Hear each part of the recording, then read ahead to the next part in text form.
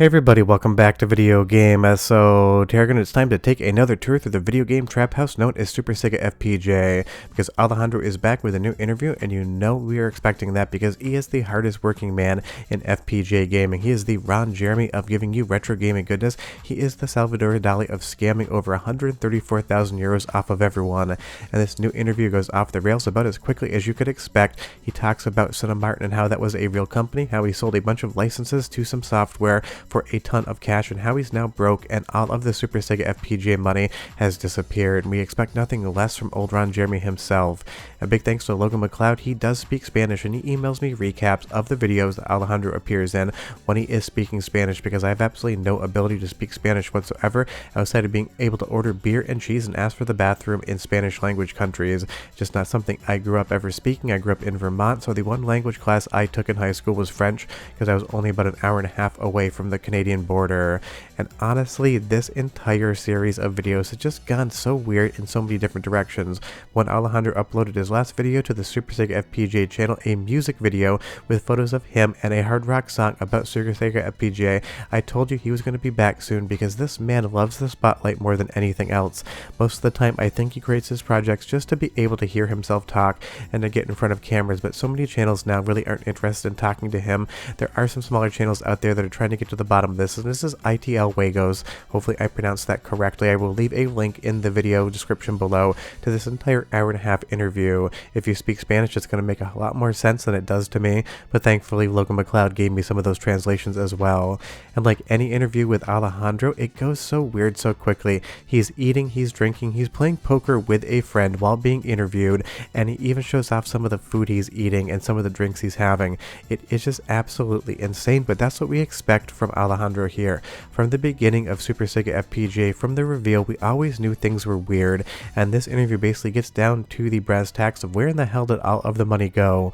Because when pre-orders opened up, I warned absolutely everyone, do not pay for this thing. I had a very big suspicion that that €3 pre-order would be charged in full very quickly, because all of the terms and conditions of the pre-order said that they could charge you the full balance anytime they wanted. And I warned people this, but it still seems like either people didn't see the videos or they decided to take a risk anyway, because 134,000 euros of money was changed hands between the buyers and Alejandro and Super Sega FPGA. And obviously there is no Super Sega FPGA. Absolutely nobody has gotten a refund. This money has gone into the wind, probably spent on shrimp, potatoes, and new Lamborghinis for Alejandro here. And just seeing him on camera, it is always such an absurd moment. He reaches into his pocket here and basically takes out cards to show to the camera like he's in fact cheating at poker, playing with his own friend. It's like he's always thumbing his nose at the overall scam nature of Super Sega FPGA. But it goes to show Alejandro is still out there. He is now quote unquote healthy from his hospital scare that he talked to Ian Lee about. And again, all of these videos have been making the rounds. A big thanks to Ian Lee. We've been chatting in the background, great guy, and he's always giving me more information when he did chat with Alejandro, but Alejandro refuses to talk to him anymore. And it's just one of those things. This man is the consummate showman. He loves being in front of a camera, he loves talking, and he keeps trying to find a sympathetic audience that make him feel like he's doing everything right, and it's just Sega and everyone else out to get him. There is a huge victim complex here. He loves to be looked at, he loves to be talked to, but he does not like to be questioned about anything Super Sega FPGA as far as where the money went. So leave me a comment down below and give me a funny guess as to where you think the cash went. I want to laugh at those comments. To me, I think he bought a Lamborghini so he could tow his Lamborghini that's also towing a Lamborghini like a truck boat truck right out of Squidbillies. And again, all of the different stories he has concocted here as to what's going on with Super Sega FPGA and where the money went change all the time. First it was that Sega was suing him, then it was that his lawyer was charging him too much money, then it was that Sega approved the project and wanted Alejandro to report Sega's own employees for harassment back to Sega, to now just basically saying that he's broke, he's unemployed, he has no money whatsoever, and he cannot work, while he sits here eating and drinking and talking about his old company, Sega Martin. And it is kind of funny how often he brings up Cinemartin like it is some sort of defense as to him being a legitimate businessman and creator who ships products, because we've gone over all the history of Cinemartin and it disappeared with over €500,000 of people's money. And when Alejandro first started introducing what he called a prototype SuperSega FPGA was nothing more than a couple of traces and chips on a board that would not function, he had this spray painted black box with SuperSega inside, but he wanted to show off more Cinemartin hardware, and it seems like something he is constantly doing as a justification as to why people should believe him, like he is some sort of engineering mastermind who could just keep taking these products out. He showed the exact same prototype to Ian Lee on one of the interviews, just basically showing the products he had been involved in before, but this entire Cinemartin screen and recorder was nothing more than rebranded Chinese products. People did tear them down back in the day. It was basically just a black bezel or a box with already on the market hardware inside of it with Cinemartin or Cinemar marked on the front, and a lot of these things were very low quality and didn't really function very well whatsoever when people actually received them. So it's one of those things. Alejandro and his companies have in fact quote unquote shipped products to people. They've just basically all been rebranded Chinese products, and you can basically buy anything from China and put your own branding on it. And he even talks about the Fran 8K camera, and this is where all of the money disappeared in another pre-order issue. People pre-ordered the camera and then the company went bankrupt, never releasing anything whatsoever. So it really is interesting that outside of uploading some of the most ridiculous music videos, which are basically supposed to prove that Alejandro and Super Sega FPGA are legitimate, he keeps leaning on his history with Cinemartin to prove to people, quote unquote, that he is for real, even though that company basically shipped nothing and disappeared with €500,000. And he even shows it to ITL Juegos here as well, showing the different bezels for the Cinemartin screen, and he shows them as just black case bezels, and that is because the screens or monitors inside of them were just rebranded Chinese products. And that isn't that weird for a lot of different lesser quality cinema companies. They will rebrand products that they get out of China, screens and stuff like that.